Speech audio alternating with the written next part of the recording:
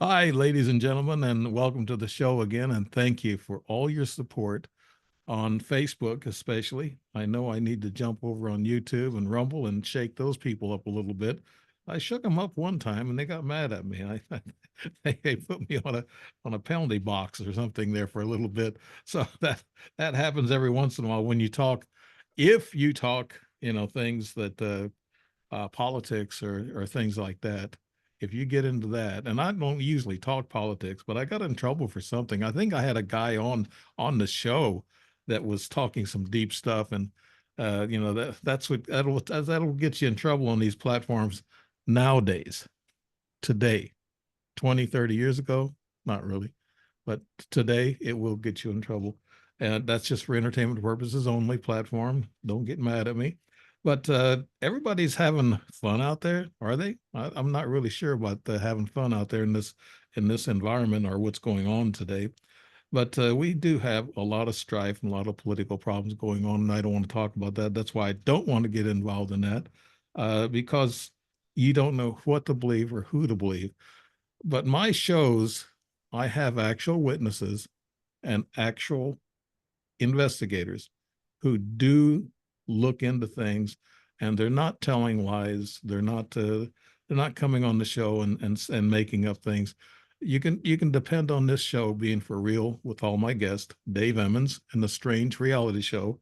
You can depend on that we're not going to shoot a bunch of crap out there to you and fluff up things. We're going to tell you like it is. And I got a couple of brothers, and talking about brothers, they said there was six boys in their family. I had eight brothers and two sisters, so we kind of we talked a little bit before, and before the show, and we were talking about all the names that I was called. I was never called by my proper name by my brothers. They all had nicknames for me, and some of them I didn't like.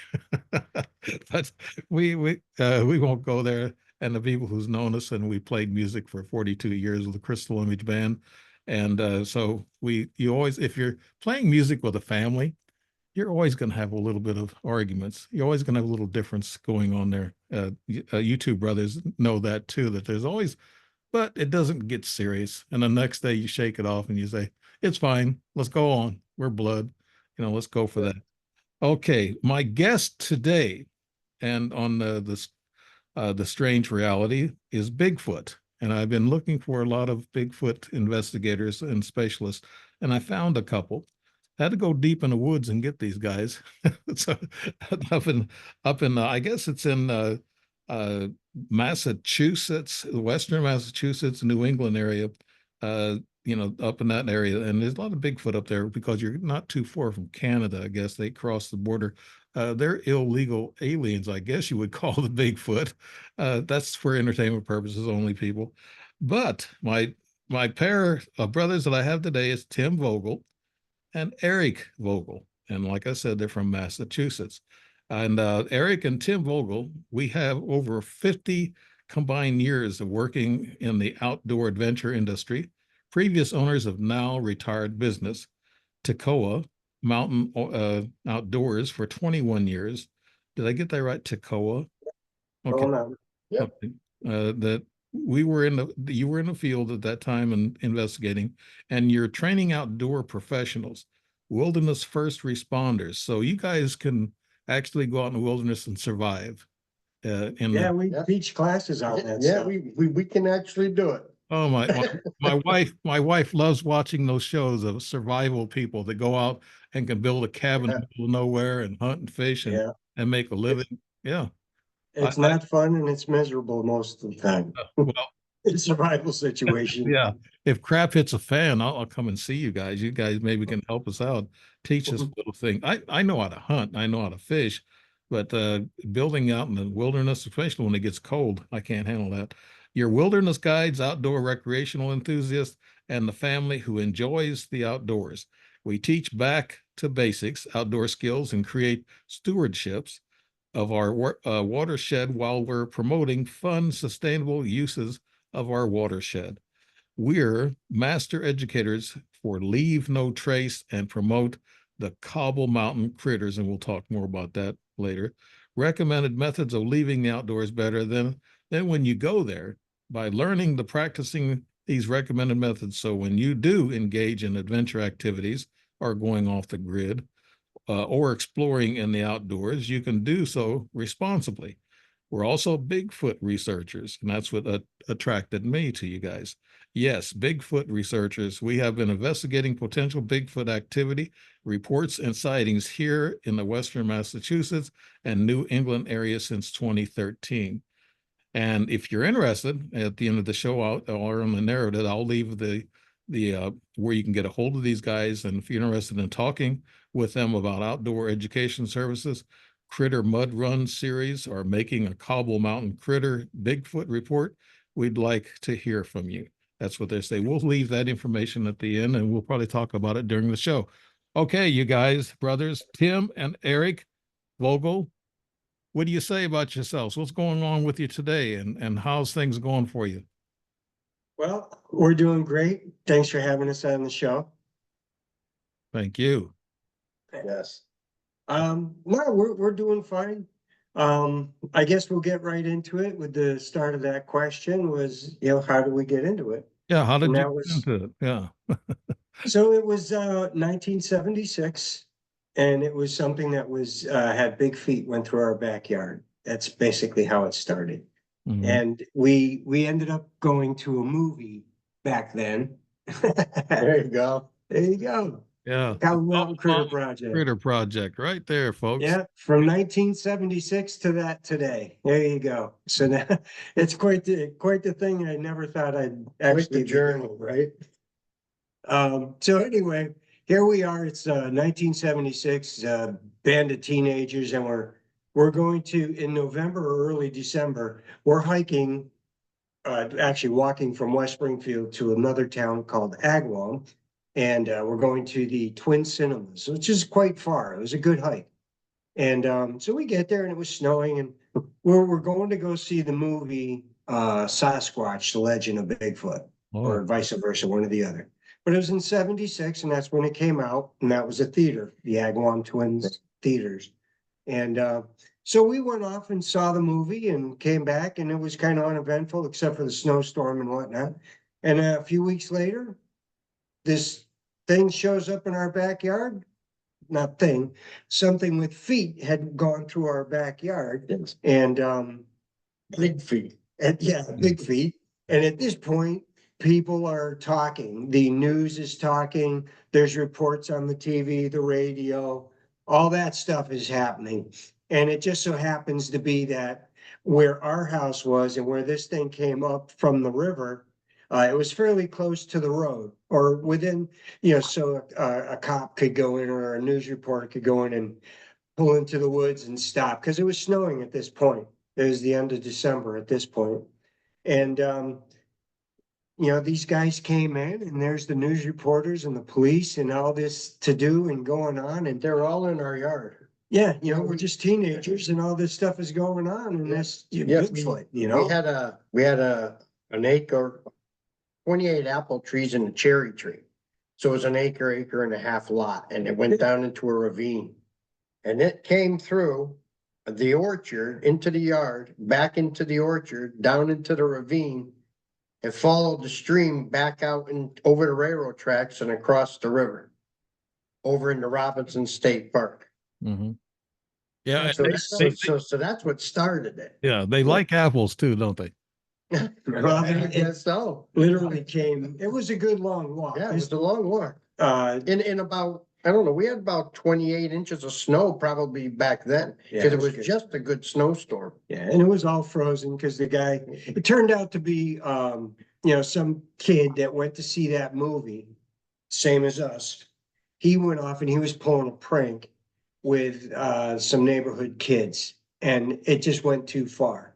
And the way he took it, and to the extent that he took it, it was quite a few miles that he walked through the snow, crossed the river. They had all Across the the canal. kinds of people here, I mean, it was a big to do. We had reporters, investigators from California and in New York. Yeah. It was Yeah. a big to do, especially back then, because that doesn't happen on the East Coast. That was always on the West Coast. So that's kind of how we got into it. It was a big, That it was started, a big to do. And it ended up being a school kid pulling a prank. But we didn't know that, you know, all we know is we have Bigfoot in our yard and the news Yeah. people are there, the cops are there and, you know, it was huge because it was, you know, Bigfoot came through our backyard. So it was quite you know, for the moment, it was a big deal. Yeah. And then life happened and it wasn't a big deal, you know? Yeah. 2013, Yeah. yeah, I was telling 2013 rolls around and that's when we had, you know, what we consider our first Bigfoot experience. Yeah.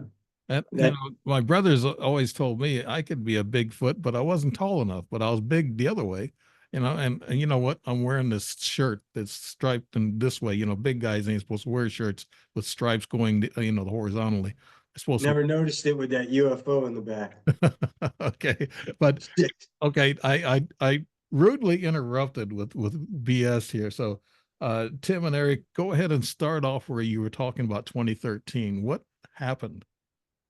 2013, we, during our To go business, out outdoors. we used to take groups out all summer long, out into, the Adirondacks, and we would go pond hopping and camp at the same time, paddling portage. So we finished with our last group and we're gonna take a vacation. So we said, where do you want to go? So we decided to go out to this place called Pink Pond. It was it was a pond that was off of Long Pond. It's up near the St. Regis Wilderness. Yeah, out in the Floodwood area. Mhm. Up in New York So- State. So Yeah. when you're out there, you're out there. There's, you know, cell phones didn't work. We didn't even have a cell phone at the No, I time. didn't even have one. And so we went out, that was our vacation. We figured we would go when all the kids went back to school. We'd have the woods to ourselves. Yeah, it was midweek. It was the perfect time because they Yeah. just went back, so it emptied out the woods. So we decided to go camping, so we got over there, we paddled out. We paddled over to a spot on the left-hand side. We set up camp and we decided to go fishing for our food. So we said, all right, so we got in the canoe and we started paddling out. Tim's paddling and I was up in the front. I had a fly rod and I was fishing and I had the best day of fly fishing ever. I mean, I was catching one fish after another and they were 4 or 5 pounders. Yeah, after a while, it wasn't even about fishing. Were they trout? Yeah, Trout? no, they're bass. It was just small, It was small bass. bass, It was- 3 to 5 pounds, It was breaking the awesome. water. A lot of I fun. just told him to keep paddling and I would fish, you know, so. Yeah. After a while, it wasn't about food or Yeah. catching dinner. It was just. Yeah, we're catching just fish. having fun. Yeah. So we headed off into towards Pink Pond. And there's an inlet. And we started to go down the inlet. And as we're going into the inlet, it kind of closed off with some of the limbs. So we kind of turned the canoe a little bit on an angle and Tim could fish up over this beaver dam that was laying there. Yeah. Well, go ahead. Go ahead. So we go up this inlet and we're fishing and we get to this beaver dam in front of us. Can't go any further. That's it. It's a beaver dam. And it's about 4 feet higher than the canoe. So we're sitting there, it's about head level. And while I'm sitting in the canoe and I'm starting to fish over it. Now this beaver dam is about 30 feet wide and it tapers in the back, goes into a stream, probably only 3-4 feet wide. So it's a stream coming in and then it ponds out into a beaver dam. And then what we're fishing in is whatever's trickling off to the sides. So we start fishing up off to the top and all of a sudden I catch a fish and pull it in. And right after I catch this fish, these 2 trees start shaking like crazy. All hell broke loose. Yeah, to say the least. Yeah, 2 Hell trees broke loose. like you're in a snow globe. And that's the best way to say it because it's exactly what it looked like. A very surreal scene. The entire forest was quiet. It's fall. It's dinner time, so it's 5. Well, you gotta remember, like I said, the woods were empty. There was nobody out there. Oh, yeah. We had it to ourselves. Yeah, and it's a boreal forest. You don't just, it's a very thick forest. It's a very thick forest. So having a prankster in there at that time, at that point, it's just that something was in there shaking the trees. You couldn't get back to the pond because it was so thick. You'd have to you'd have to machete your way through it. Nuts. You know, so that's how thick it was. Yeah, so anyways, this isn't an easy place to go and get pranked or something. So the long story short is, this thing here is now these two trees are shaking in the whole scene that we're looking at. And it's literally like it's in a snow globe. And then within moments, this roaring starts. And it's loud. It's super, super loud. And it doesn't make sense because we don't know what it is. And we're only Yes, yards 50, away 60 from 50, this thing. 60 yards at that point. You know, because we were in the stream Yeah, just when past the when it beaver all dam. started. And the shoreline was right there. Maybe even Yeah. 30 yards. We Yeah, we were close right to it. there. Couldn't see into the woods, couldn't see into it because of this, the foliage and whatnot. But these two trees are shaking now at this point, and the screaming, roaring is going on, and there's no let up, and you can feel I it. was just gonna say that. Yeah, you can feel the roaring in your chest, in your Bouncing whole right chest, off, actually. right off your Yeah. body. It was, And as the loud went up, as the loudness went up in the roar, the vibration went up, you could feel it. Yeah, and it was, the vibration in your body matched the volume it was coming from, basically is what it was doing. yeah, we couldn't back out of there fast enough. Yeah, so this thing, this noise and the tree shaking went nonstop for possibly 10, 15 minutes. At some point, we didn't have, I didn't even think I had a watch on. We didn't have a cell phone at that point, and we were fishing. So literally, we were gonna go out, catch a fish, come back and have dinner, and that just didn't happen because of the fish we were catching. Yeah. So now we're in this situation where these trees are shaking, the screaming and roaring's going on, stuff's coming up in the lake at us, splashing, whether it's tree branches breaking or stuff coming in. Those don't know things if were there's one shaking or so two. hard, it was. We don't know if we didn't know it was a Bigfoot, first off. No. Had no idea. All we knew is that it was super aggressive at that point. We were backing out. We were getting the hell out of there. Yeah, And we did. talking about those low frequency sounds and humming that you hear or whatever.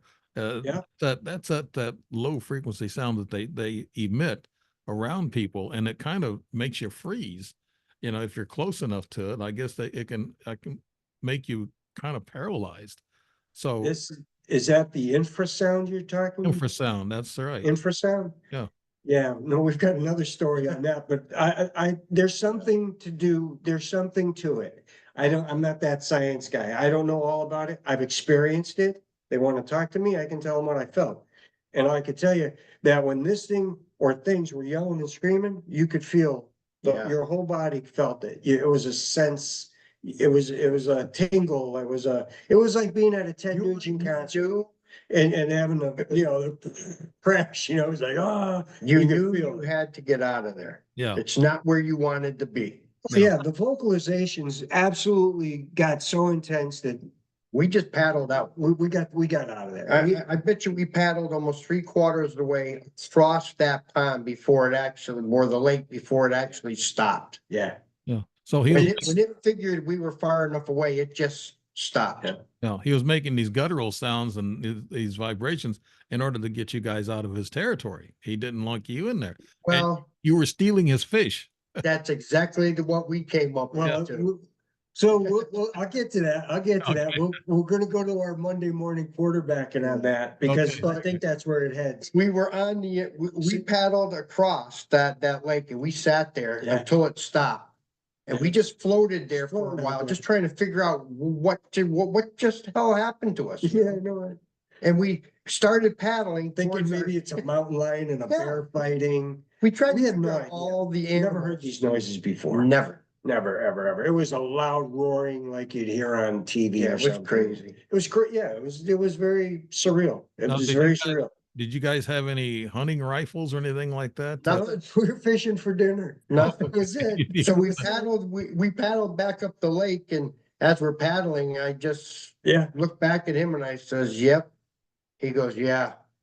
We're camped on the same side, just about 100 yards from 200 yards from where this all happened, you know." Maybe a couple hundred yards away in this space. Yeah, We're now within. yeah. Have you guys seen that TV show?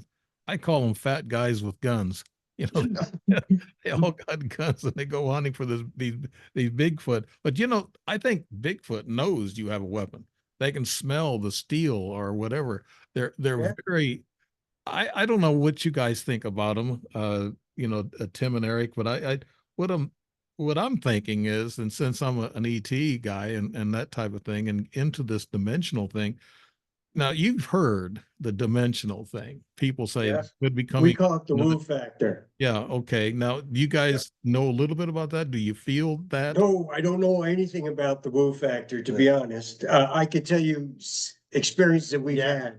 Yeah. But I know that for me to explain the woo factor for Bigfooting in that relationship is Bigfoot is portals and there's transported or is aliens and it uses UFOs to move about or in some fashion they're related or in some fashion. Mhm. So Now, you are open-minded about the yes. theories that are out there, and because Yeah. other people say they'll take one jump and they're gone, in a Well, flash. this Well, may you be know, the reason that's why you only why- get a couple of That's tracks. right. That's, You know, we it believe may that's be- why you only get a couple of tracks. If Yeah. you're lucky to get that. Yeah, we're firm. I want to say I am 100% positive this thing is flesh and blood. And I think when it's because we've seen it, the thing left tracks, something physical left this track. That's a big track. That's right there, guys. 17 by 17 8. by 8 inches Yep. by a 5-inch heel. And the weird shape is this rock that it was stepping on. Oh, That rock slide, that when we cast that rock came out with it. Yeah, it was stepping on the rock. Yep. So when so you look at And it. it slides perfectly right in and out. Yeah. have you guys So anyway, something have you left guys this track. given it to that scientist that does a lot of investigation? Yes, actually, we've sent this off to Dr. Meldrum Meldrum. and Dr. Meldrum. He texted me back, messaged me back and said it was very promising. Yeah. Yeah. So, I mean, he didn't kick it down the curb. He said he said it had potential. Because of the dynamic of the structure of what we're measuring here. I mean, that's a huge heel. And when huge you width. see that print, the reason why you only got one was because the next step was about a foot up in the air and into a grassy knoll. Yeah, it came out of the pond, into the riparian zone, the sand area, and then up into the grass. One track. Wow. That's it. You could see other tracks in the water, but there were other tracks in the water too, as well. Possible other people Right. walking around. Right. That was there was a log and this was right on the other side of the Yeah. log. So my point is, we want to say it's flesh and blood because that's the camp we're in. Having said that, we've casted 6 tracks. Yeah. Why not more? Why not track ways? If this thing is leaving a track like this, it should be leaving many tracks like We've that. seen it. And right after you've seen it, we've seen orbs. Oh, They- really? Yes. Okay. you know, Tim and Eric, So tell me about Orbs these. goes us into the Orbs takes us into the woo. Yeah. But you know, when you start putting things together and you see where you're only coming up with 1 or 2 prints, that's a good A possibility. good story for the woo. I say the woo only because I don't know how else to explain it. There is a potential Paranormal. for paranormal. Yeah. There is a potential for a relationship there. I mean, first off, we're discussing Bigfoot and other weird things, so why not? This is just a potential idea. Just to think that there isn't something else going on. We're doing an expedition. For when was that? September. It was September 2018. Yes. 2018, I believe it was. We've got an expedition we're doing. There's a dozen people. We're in October Mountain State Forest. It's one of our best places here in Western Massachusetts is October Mountain State Forest. We've got a number of them. Things that go on up there. But we've got the camp here in the Cobble Mountain watershed area, which has its own activity. And we're getting a lot of activity in all these areas. So we went to this place in particular because there was recent report. We went there, and there's a dozen people. We're all standing there on Felton Pond. And, we've got our FLIRs, and, this is midnight, 1 o'clock in the morning, somewhere in there. It was late. And, it was raining that night. That night it had a light misty rain coming down.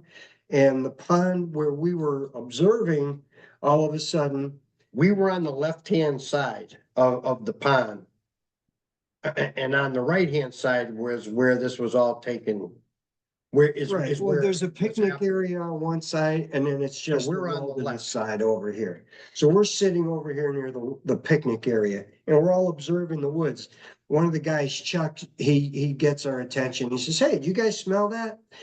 Eric and a bunch of guys, they're off to the side, and sure enough, once he mentioned it, you actually put two and two together, and you You smelled could this smell thing it. now. I had a musty smell. That's what, plain as day. Yeah, and at the same time, Chuck is talking about the smell. Dave and myself, we're looking across the lake and we're watching this thing pace back and forth. And now there's 5 people with FLIRs, 3 or 4 or 5 FLIRs, and we're all looking at this thing back and forth. And now you can smell it. Chuck's picked up the smelling. Now we can associate potentially the smell with a Bigfoot. In Felton Pond, in the October Mountain State Forest area, and a dozen people are there, witnessing this. So we're watching this thing go back and forth and back and forth, and we called it the pacing Bigfoot. Right. Because turns out we went back the next day and did some casting and measuring, and there was a long ash tree and it had fallen. And that's why this thing was pacing back and forth. So this thing is pacing back and forth, and it's across the way. It's 100 Right yards at away. about 100 yards. Yeah, because we took the rangefinders out the following day and found out there's tall grass and whatnot. So as this thing is walking, it's kind of, you could see it, it'd walk out 20 feet, go back 30 feet, 40 feet, 50 feet, and it would return all the time. And eventually this thing walked off the tree and it disappeared. And we watched this thing for probably 10 minutes, maybe 5 to 10 minutes, somewhere in there. It's a little vague, but it's 5 to 10 minutes in there. But you We're all didn't see, watching it. you didn't see the furry critter itself. You just saw the FLIR. Oh, We're seeing This is nighttime. that we're seeing the infrared image Right, through the FLIR. through the FLIR. I A wanted to heat take, signature. I want to take you guys back to the smell. Now, when I'm driving in the country and it's at night, you'll smell a fox or a skunk and you'll say, wow, and you roll up the windows and say, yeah, that really stinks. Now, what does Bigfoot smell like compared to a fox or to, one of the other critters, Tim and Eric? I smelt it. I smelt just a deep musty smell. Wet animal. That's what I smelled. Wet, musty, that kind of thing. A lot of people talk about that it smells like death and this and that. Who knows? I could tell you that in the swampy areas that we were at, there was plenty of skunk cabbage.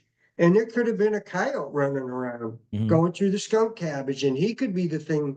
The thing about the smell is it came and it went. Yeah. It wasn't an odor that stayed. It wasn't prolific. It stayed. And that was it. It didn't So last this any came longer and went. than that thing pacing. Exactly. So it moved. The odor came and went. So if it was an odor that was there for like skunk cabbage or something dead, it would be there from the Right. time we got there to the time we left. And there isn't any of that on that side. Okay. It was just high grass. Yeah, Tim and and Eric, you swamp. guys are so interesting that I'm letting time goes by, but I'm thinking about another question I wanted to ask you. Besides the smell, you guys talked about orbs. Could you tell us what these orbs look like, Tim and Eric? All right, so at the end of that story, the Bigfoot walks off this tree and it disappears into the woods, and it just disappears. We're thinking the show's over. And that's it, done. And a few minutes go by, and all of a sudden, at the end of this, what it looks like is a peninsula. It's not, but from our vantage points, the woods turn like this and they go around, and it looks like a peninsula. And there's a tall 120-foot pine and a white pine. And so this thing disappears. Now we're just kind of talking amongst ourselves, and before we leave, all of a sudden we're looking up, and this ball, the size of a softball, maybe bigger or so, like so. Oh, And it was crystal blue, almost like the backing, the sky color in the back of your UFO, yeah. that crystal blue color. And it popped up in the middle of, at the 50-foot mark in this 100-foot tree. And there was no light coming from it, No, right? There No, was it, no, yeah, it it wasn't like a wasn't flash. emitting any light. It was all inside. It was just a colored ball. Yeah. That was it. And it was like a glowy color. And so this thing sat there and then it just slowly went up to the top of the trees. And then we're all watching it. It went at least 50 feet up to the tops of the trees. And then it slowly traversed in front of us, the tops of the trees. And then poof, off it went. Oh, And do you- it was a slow traverse, probably 1, 2, 3, 4 gone. And So there, 4 seconds, maybe and there 5 seconds. probably was, when we went back and looked, there was probably six tracks, but only one that was castable. Yeah. you know, you guys are the first Bigfoot researchers that I've heard saw an orb.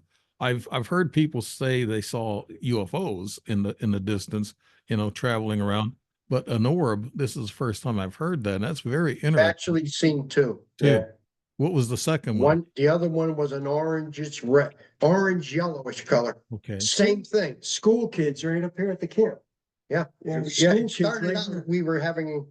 Another expedition. Another expedition. So we came to the camp and everybody was getting out, getting all their gear, and all of a sudden these School group was leaving. School group and these teachers were coming running out of the woods saying, "Hey, there's somebody in there yelling at us and throwing stuff at us." And we're like, "What?" And Tim says, I'm the ranger at the camp. he says, there's nobody in camp. She says, "Well, they're throwing stuff and they're yelling at us." So they got out. So they took off. They ran out. We walked in. There were about 12 of us and we're looking for it. Wow.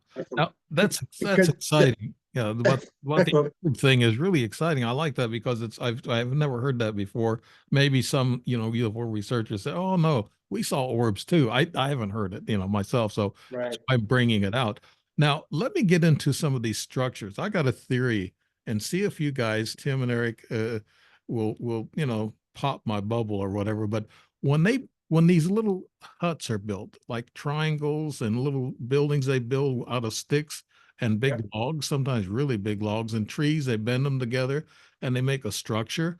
I think that they're making these structures in a way that they're against natural forms. So a UFO that's going over can pick up on those structures and know that's a pickup point for these Bigfoot. Now, is that a marker, do you think, or am I just thinking, you know, too far out of the box where I broke the tape and everything? That's what some people think. Some No, people believe that they are markers. Some Yeah. people think that they're markers for different things. It's all hypothetical. Right. You know, there's a Unless- lot of, unless there's a you lot see of a building. hypothetical out there.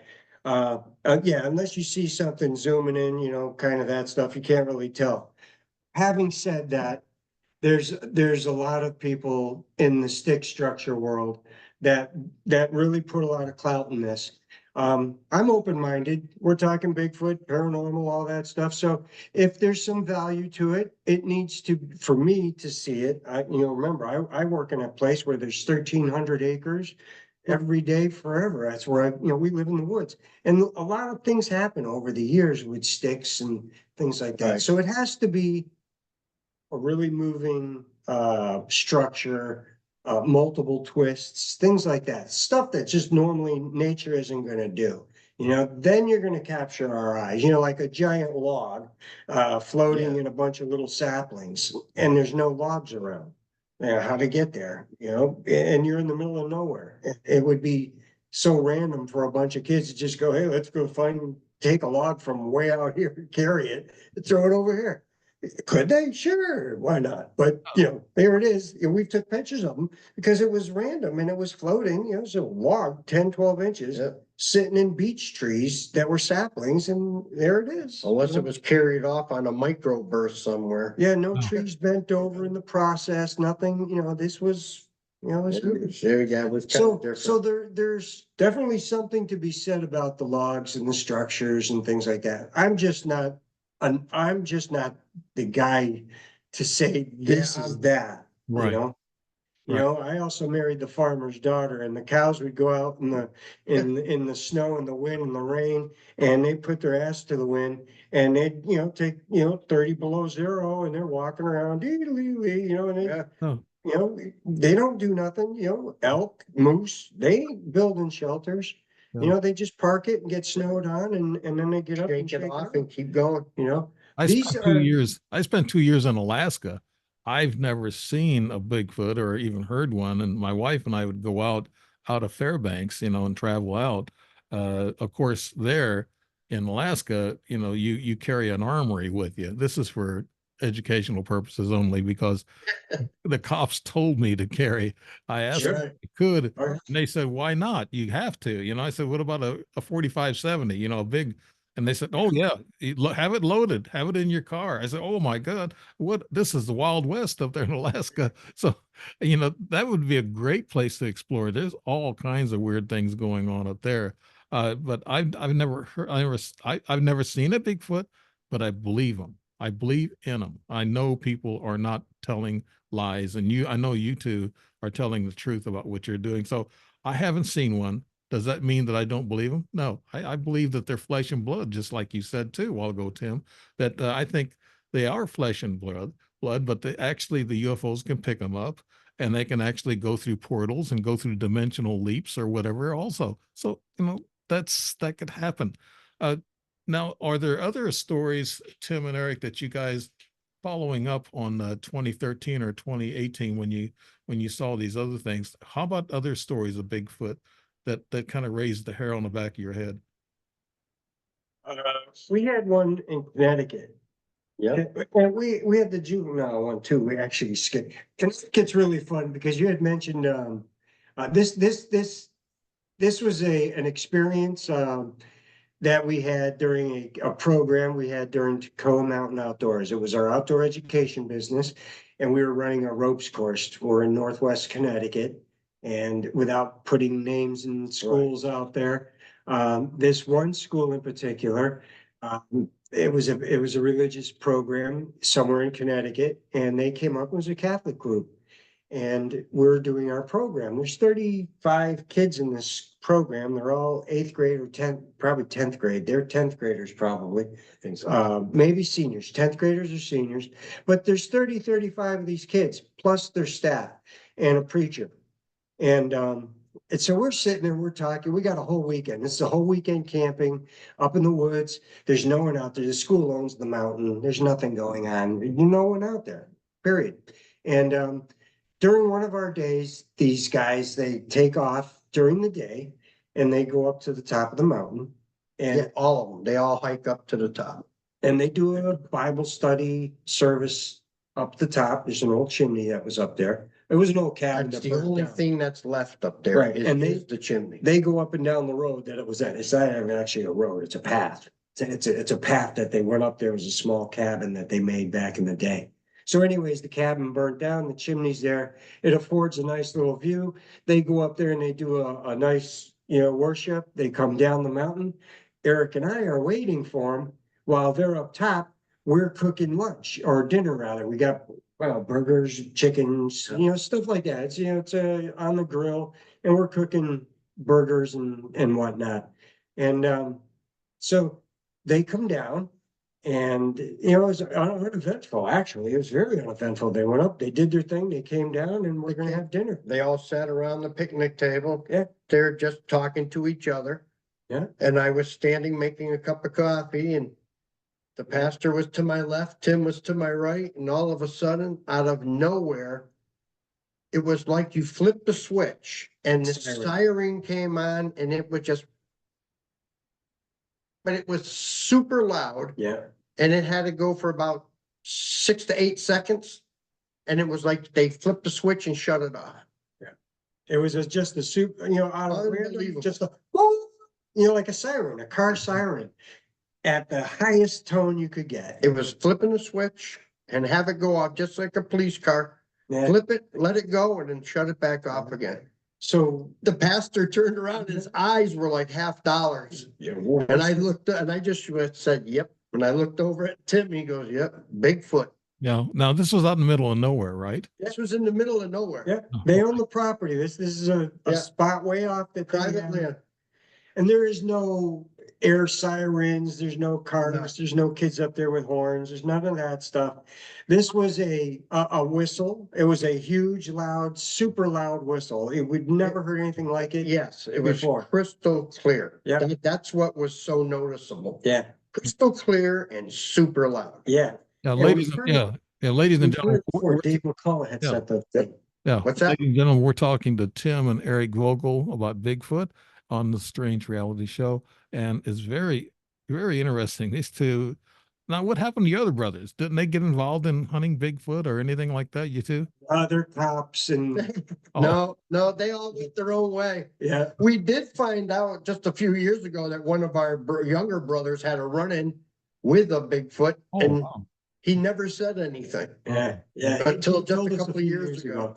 How close was he to it? Did he see it really, really well? He got close enough. He was in Midnight Park, actually, in West Springfield, Massachusetts, in the back section of Midnight Park, in a place called Ashenbacks.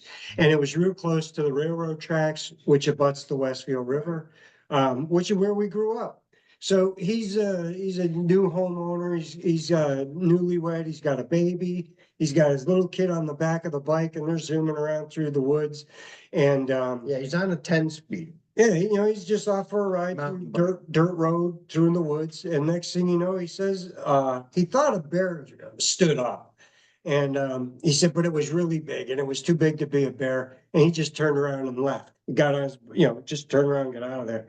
And he didn't think about Bigfoot, until we started talking about it. And he says, you know what? That was really probably a Bigfoot, but I'm He not really described the sure. way it moved. Yeah. That's what changed his mind. After he got to think about it, he Yeah. says, he said, that thing didn't move like a bear. Hmm. He said it actually kind of stood up and kind of leaned forward. Okay. Yeah.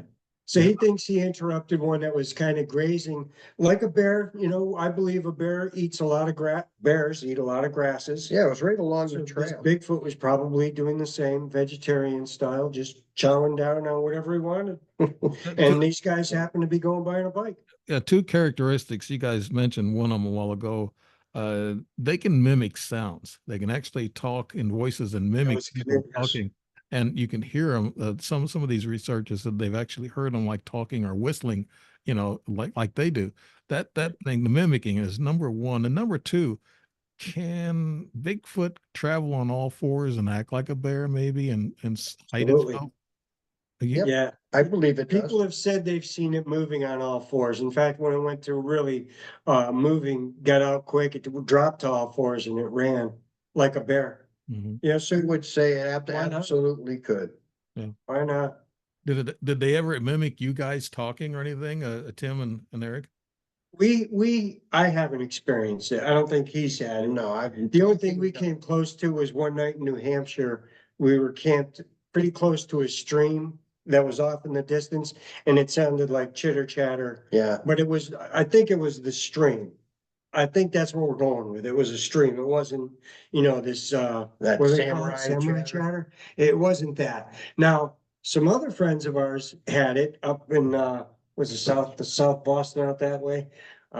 Anyways, a couple other guys of ours, Dave and Banter, they heard the chatter. And so, The there's Bigfoot, vocalizations. the Bigfoot Uh, investigation. Dave, I'm not gonna drop his last name, not Dave, Ernie. He was out here in Granville and he actually witnessed hand gestures and vocalizations where it whooped and whistled. And he witnessed this stuff. So they do communicate, they do have a sense of, that kind of thing. And what are the tree knocks, you guys? What are those about?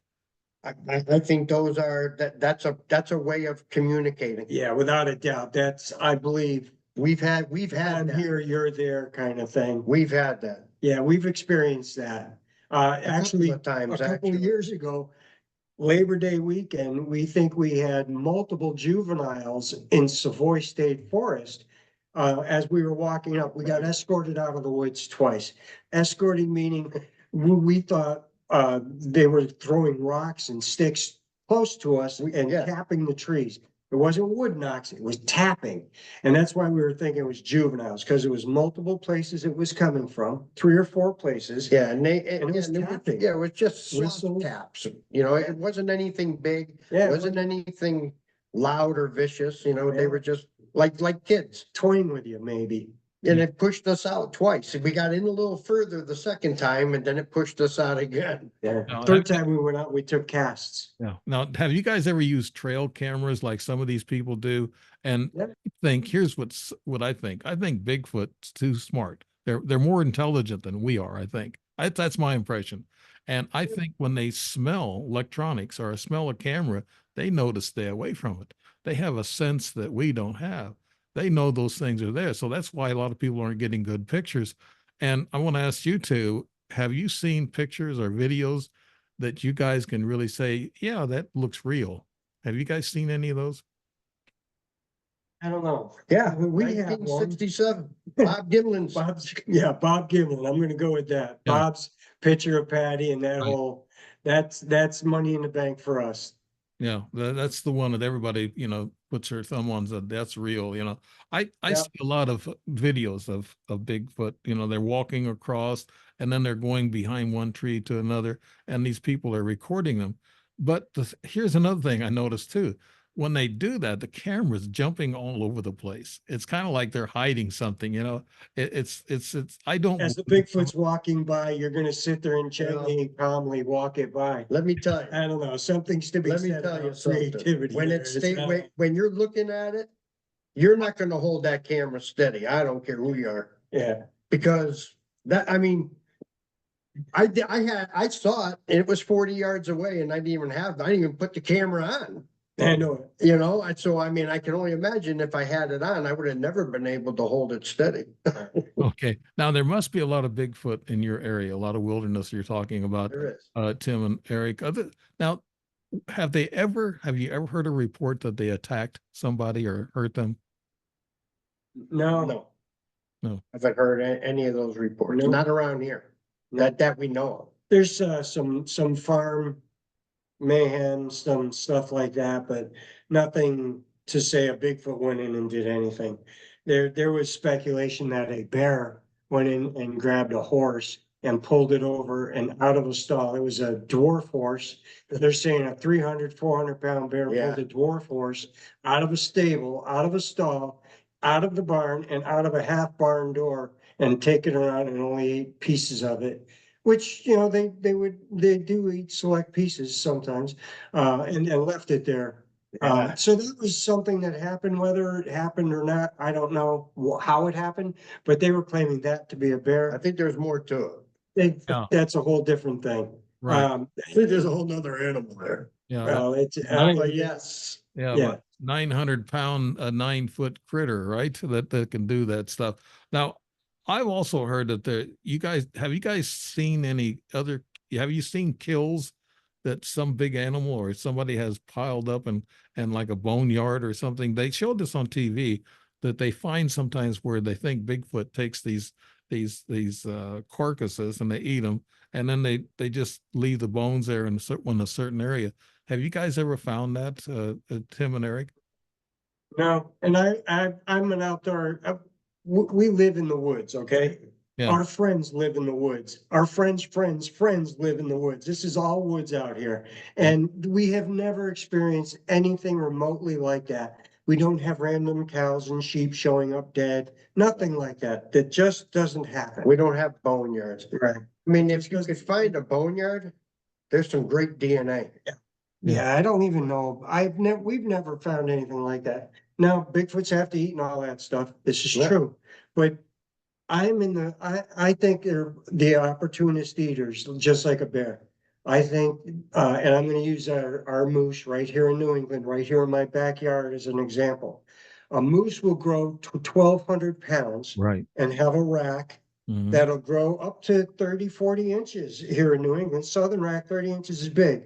So 15-inch to 30-inch rack is a big moose, and they lose it every single year. that moose maintains its body weight through the winter at being, it might lose 100, 200 pounds and drop because of stress. But for the most part, it's a 1,200-pound animal and it's eating bark and buds. It doesn't chase deer. It doesn't do any of that.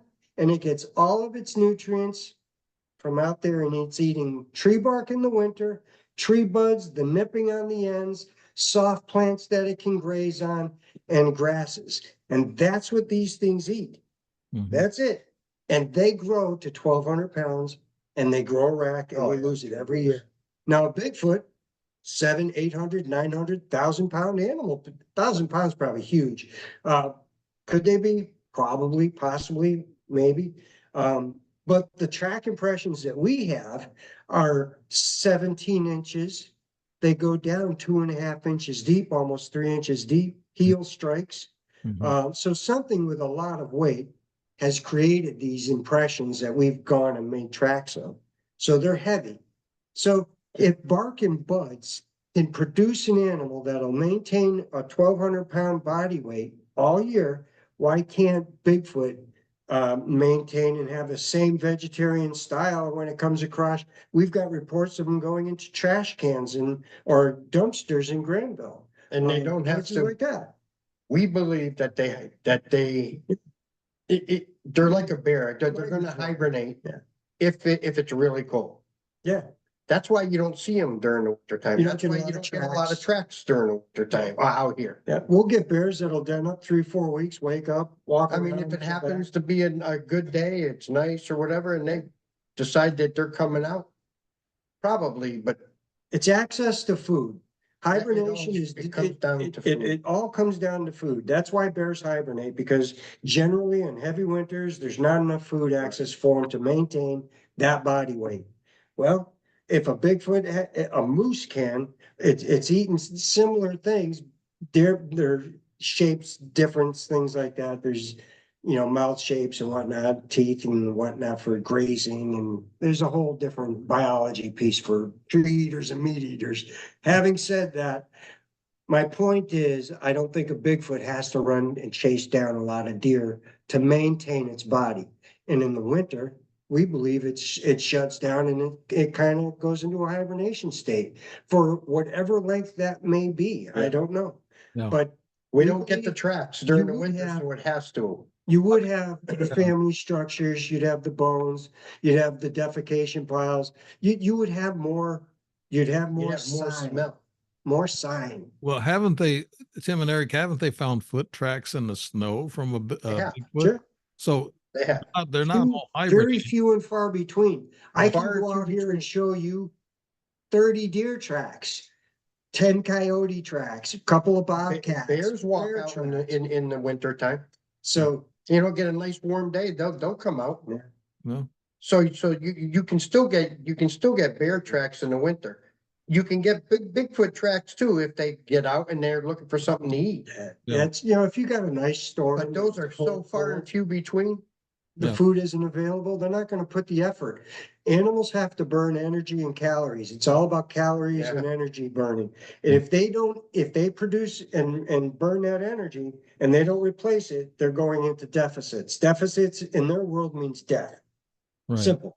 So if they're not putting food in their bellies, they're not gonna make it. Simple as So that. they're not gonna exert it if they don't So have that's to. when the body weight loss comes in and you start getting deficits from stress and that kind of, you go in we've got pictures of a bear that's 500-600 pounds, Oh, yeah. pre-den weight, they come out 400 pounds, they lose 100-200 pounds, Yeah. plus calving or whatever, coming out.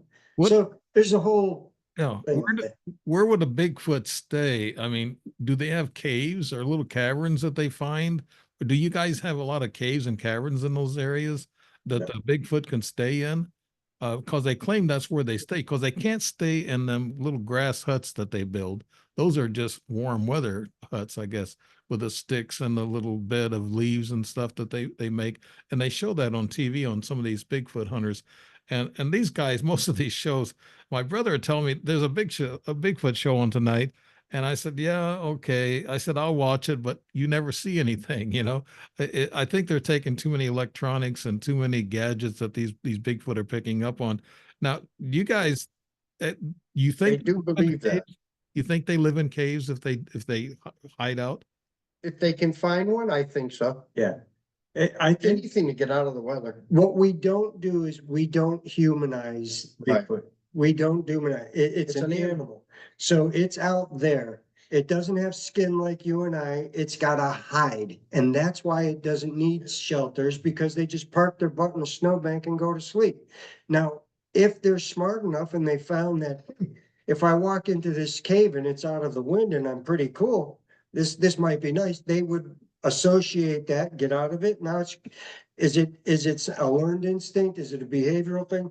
I have no idea. If they seek out caves or bottoms of trees or any dwelling of any Yeah, sort. but, you know, when the limbs are all hunched down, hanging over, and they can crawl underneath it, sure, why not?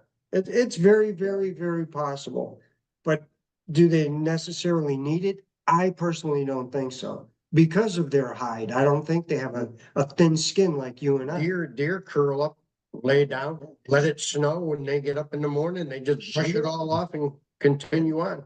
Now, I asked you guys if you found any carcasses of animals that they might have been eating or whatever, but have you ever found any scat from a Bigfoot, Tim and Eric? No, we've got some friends out on the eastern part of the state. And they got the boots on the ground guys, they sent some DNA samples in to the forest fish and wildlife. I'm drawing a blank on where they sent it exactly. It was one of their places. But they actually collected it and sent it in. Whether or not they'll get a test result back is beyond, I don't know. But they did, they collected something that would look, you know, in scat form and sent it off. Could it be? Possibly. It came with you know, this has a history of tracks out there and a lot of shelter, not shelters, tree structure type things, very odd tree structure, you know, stuff that makes you, you know, even myself go, now that's weird. Oh, yeah. You know, that's Yeah. worth a So second I've seen, take. I've seen them where they've taken me out and they took me into one of their areas, and Yeah. you can see where this branch was woven in between the limbs going up the tree. Now, Yeah, have you guys it was like- seen any other Bigfoot evidence, or have you seen anything else that scared you, or people that you know close to you? Have they seen Bigfoot, and what some of the stories are they telling? They got to tell their own stories. But having said that, we were doing another expedition right here locally at the Sanderson Brook Falls. And Sanderson Brook Falls it's just up the road from where we are now. And we had done an expedition the night before. Now, we had mentioned infrasound earlier before the show. And we were talking about that. We had an incident up there where we believe it was was infrasound. And to cut to the That's all short it could be. story, because I don't know what we're running for time, but the short story of that is, here we are sitting in the middle of this mountain, and it's on the side of a mountain. It's literally the edge of a mountain, with The dirt road switchbacks. And then the edge. Yeah, it's a switchback that goes through the roads. There's, you know, it's a cliff, a road and a cliff, you know, basically. It's all steep hillside. And, so we're sitting there literally in the road and we're listening and we're talking, There was about 7 of us standing there. no, there's 5 of us. Five? Five. It was Gene, Bob, me, you, and Chris. That's who it was. And we're sitting there. I've got my elbows on the ground. We're sitting there bullshitting in a circle, sitting on the fire road. And all of a sudden, it sounds like a rock coming from the top of the mountain, rolling down the mountain. And it's coming down the mountain. There's absolutely no doubt. We've all listened. We've all heard it. I'm on my elbows, you know, trying to get up off the road so I can get out of the way of this oncoming rock coming down the mountain. And all of a sudden, poof, it stopped. Just stopped. No. So that was it. Just like as fast as it was coming down, fast as it stopped. That's it. Just No. Right after that, couple we were- minutes go by. we were kind of standing there and we were just BSing. And I had my back to the edge of the road, Yeah. and it's a cliff behind me.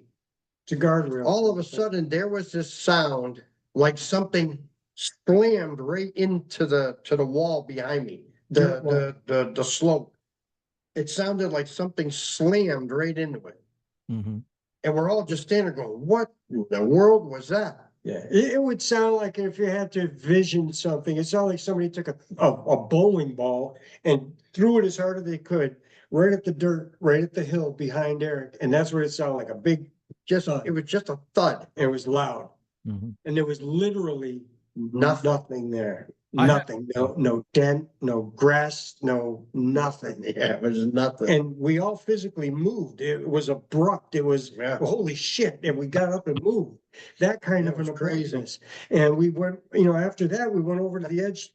Nothing rolled down the cliff. There It was a nothing cliff moved. like this. The leaves weren't moved, nothing. Wow. And something hit that wall. Something hit that wall. Absolutely And something there was hit it. absolutely zero trace of it. So we sit there, we kind of, I don't know, we were there for another hour or so and we left. We left for the night. Go back the next day.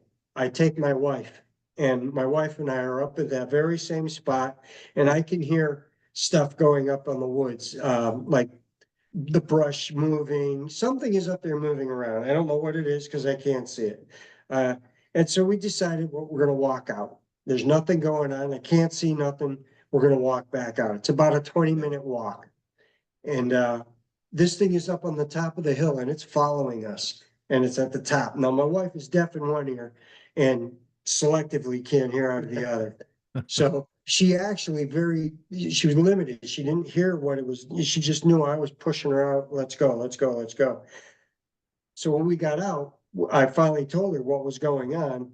And then I went and got Eric and we went back and actually pulled the tree was sitting there and it was literally Completely twisted. a 360 twist. Oh, yeah, probably a twist and a half, actually. Yeah. We took it and I actually mounted it and I've got that mounted. So that was pretty impressive. Could a moose do that? Sometimes moose will go in and, go in and rut and do this here and get the velvet off their antlers or be, be rutting mode but this is on a hillside on a cliff. There was no rutting. There was none of that. This was certainly, it seemed like aggression, aggravation, stress, something, wanted us to get out of there. But like I said, we couldn't really see anything. You could hear a lot of commotion. You could hear trees shaking, snapping and popping, but didn't see a thing, And that's when I went and got him and we went back and found the tree twist. Yeah. They're just telling you this is my territory, stay out. But here's another thing I wanted to ask you guys. I know you guys told me that nobody that was hurt ever or attacked by these Bigfoot, but up in your area, you're talking about a lot of forest there. Has there been anybody missing, like that book 411 was written about all these people being that are missing? And do you think Bigfoot could be taking people, Tim and Eric? I'll let you have that one. That's David Pilates, I believe, his book, Yeah. Mm-hmm. With the missing people. Good day? Absolutely. When you, Absolutely. you're on the food chain. Yeah. I don't care if it's coyotes, mountain lion, bear, you're on the food chain. Yeah, it's very humbling. To be So out there with you're a meal. stuff like that. But I've never heard of anything up here that I've heard of anybody getting taken or whatever. People do go missing. I mean, they go missing. Could it be a Bigfoot? Absolutely. It's probably more of a mishap and they're just, they'll find bones down the road. God bless them.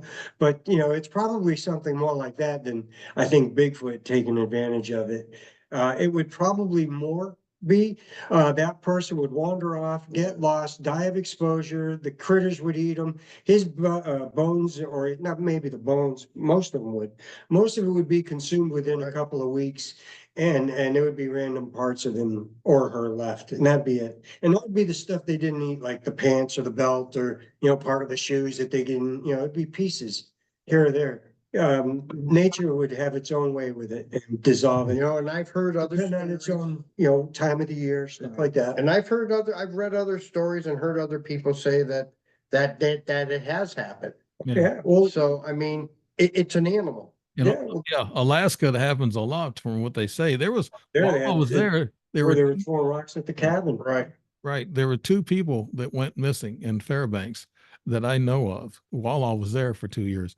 Uh, but I saw a sign. It's very interesting. I should have took a picture of this sign. It was in Alberta, Canada. We was coming back from Alaska. I drove up there and then back. Scenic ride. I mean, beautiful. But I saw this sign and it says, "Do not get out of your vehicle and walk around." And they said, if you do, watch your surroundings or whatever. And it says, because there's natives up there, Indians, that had tribes there and reservations. And they said a lot of female Indians go missing. And they said, don't go and venture around or venture out in this area. And I thought to myself, that sent chills up my spine. I said, that's weird. What's going on here, And that's why I kind of brought Reality. it up.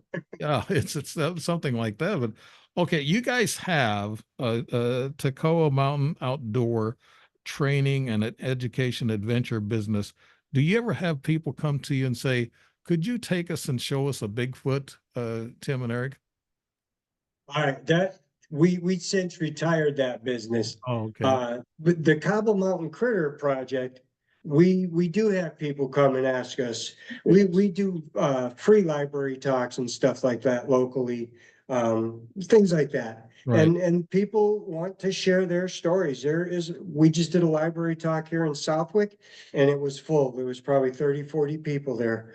Out of that, we picked up 2 more libraries in Stanley Park, which is a huge venue for us. And all these people want to talk Bigfoot. They want to hear about Bigfoot. So it's not only a pop culture thing, but potentially some of these people have had some sort of an experience they just can't brush off. They've had something happen to them that was so significant that they want to talk to somebody that's had an experience. Without getting laughed at. Right, without getting laughed at or ridiculed. Right. Now I Think don't We're have, the guys. I don't have these notes on you guys. You guys ever been on TV or radio talking about your experiences, Tim and Eric? We did. Yeah. We've done a few We podcasts. we just did a radio station, Laser 99.3. Yeah, up here in the Springfield, Massachusetts area. Yeah. So we have We done did radio a TV commercial for WBZ or it was out near Boston. Boston. Mhm. I really don't know what happened with that one. We weren't too involved with it, but we did do some stuff. No, that's really about it. We're not celebrities. We never intended to be celebrities. We're not celebrities. We're a couple of guys with a hobby, a passion with outdoor education, a hobby to Bigfoots. But we've had experiences Yeah. that, But That- you're also open to lectures. You'll go out. Oh, yeah. absolutely. Certainly do all that stuff. Yes. Yeah, that would be great. Now, your webpage, the Cobble Mountain Critter Project, WordPress.com, and then you Yep. have a Facebook page, the Vogel, and then the Vogel Brothers, Let's Talk Bigfoot, and Instagram, the Vogel, the underscore Vogel underscore brothers. So I will list those in the narrative when I put the video out. And in closing, could you guys, both of you, tell us? Well, I know you're telling me that they're really, they're real live animals. They're these Bigfoot, not animals. I think they're super intelligent, so you can't really call them an animal. But boiling it all down with all your experiences, could you sum it up for us? What Bigfoot is all about, Tim and Eric? Wow, that's a big slide. I don't know if you know. can do that Yeah. because there's Bigfoot. too many unknowns. We can Okay. only tell you what we've experienced. Right. Yeah, we believe it's a flesh and blood creature.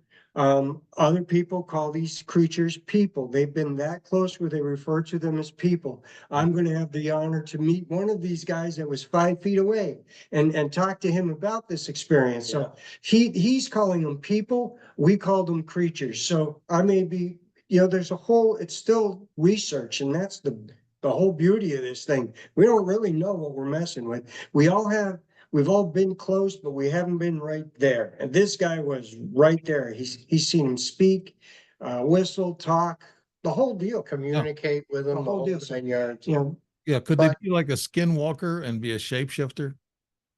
I don't know enough about them, but there's people that Don't say know. that there's that reality. I'm not that guy. Yeah, I I'm don't thinking even this thing just lives here. like that. I don't know. It's flesh and blood. It has a residence somewhere. But I think if it gets nervous or if it gets caught somehow, it can just step off into another realm. Some somewhere. people call it cloaking, where it turns into Or it like the can predator cloak thing and itself. gonna filter through. I mean, when I saw it, it was 40 yards away. And when it took off, there were two guys coming in the same direction. They couldn't have been 40 yards away. And we've got a print and a half and nothing. They never saw it. It never came out of the woods. Another Where did question. it go? Another question I want to ask you. Some people say that they've seen military people around where Bigfoot has been seen. And do you think our scientists or our military know who these Bigfoot are? And do they have one or two Bigfoot captured guys? I can only surmise and say yes. Yeah. Just like now, they're coming out and letting you know about UFOs. Yeah, right. You know, I believe, and I always have, with all of the fires that we've had out in the West, Mm-hmm. Canada, I mean, they've got 1,000 of them up there burning. They have to go somewhere or they're gonna die. Right. A friend of ours who was a firefighter out there was handed a paper and on it, it says, you cannot, if you see this Non-disclosure kind of thing. creature, you cannot take pictures, you cannot do this, or this. You call this number. He says, I couldn't believe it. Yeah. He says, it's there, it's real. Yeah. They believe it's real. I believe that they've got one. And eventually someday they will. We have a short story of a guy here, right here in Massachusetts. It was a trucker on the highway on the Mass Pike. Trucker hits a Bigfoot. Trucker stops, goes over, sees the Bigfoot. It's all messed up. It's on the side of the road. Holy crap. He calls the cops. The cops come. Holy crap. And they don't know what to do. So now the cop is there with the trucker. And this thing is in really bad shape. In the meantime, I guess they're getting a truck or a wrecker to get this thing out of here, to move it.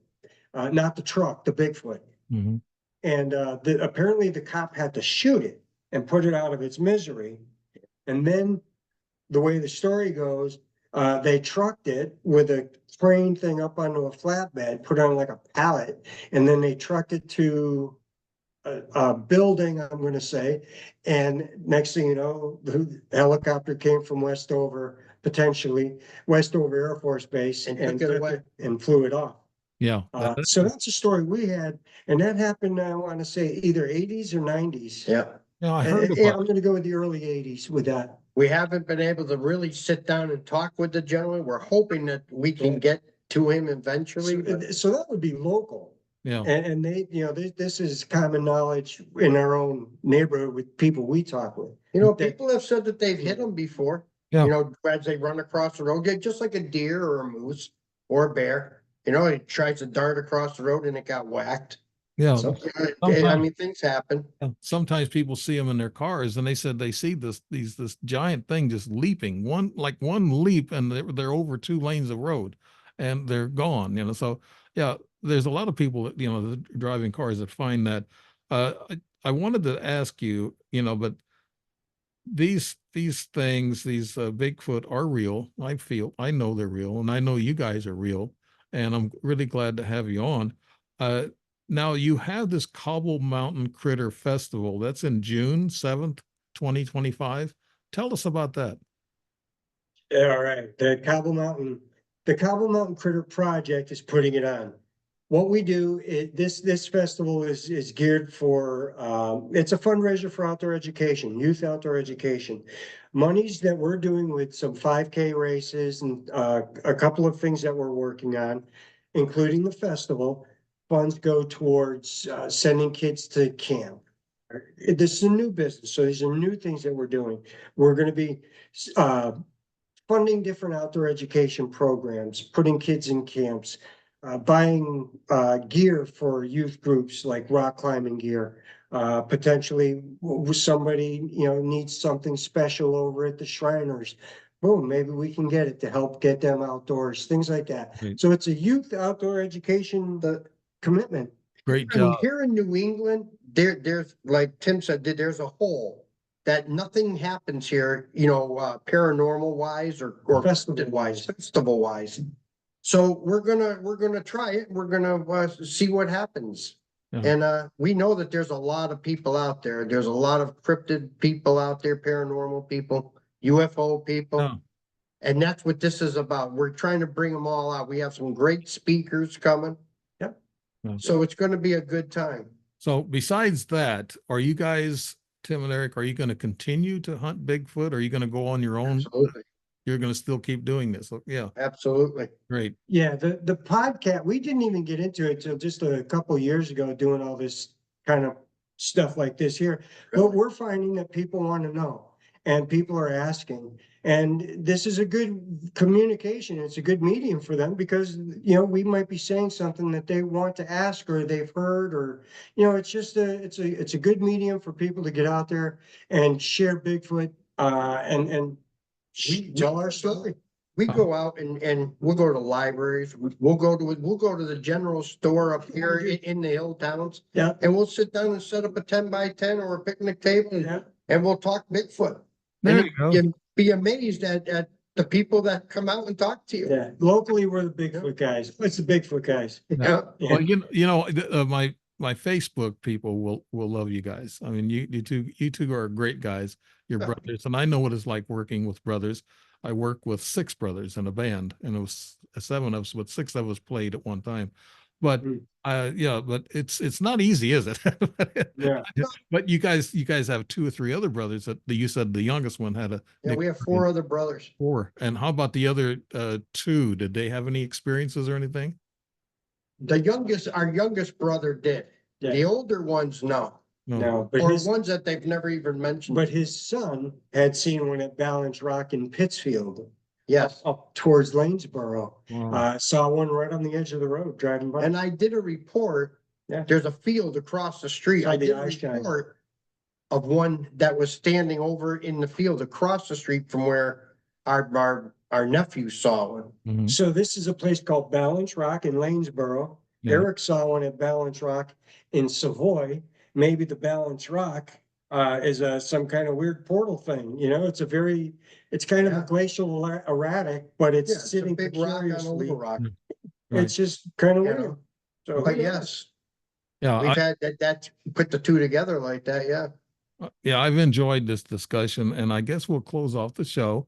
And I'd like to have you back sometime soon. Love to be back. Yeah. And maybe we can put together a folder of some of your pictures or some Sure. of the things or drawings or whatever you have, and we can put together a folder on that. I know we missed that on this one, and we had the tracks, but you did show the track, but people know that when they see these big footprints like you had there, they know it's got to be something that's not human.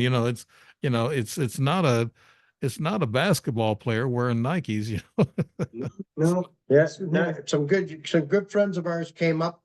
They're on the eastern end of the state, and Boots they on the ground. wanted the boots on the ground boys, Richie B and Wojo, and Mhm. they wanted to see what the difference was. And when they came here, they realized that our woods are so dark and condensed that when you look up, you see trees, you don't see we have a sky. full canopy, yeah. When I went out there, when you look up, you get to see the sky. Their trees are shorter than ours, Right. and they're not as dense. It's not as dark. Mhm. And that's why they can see where the water was rushing down the mountain and it's dragging all these sticks and stuff with it and it's piling it up.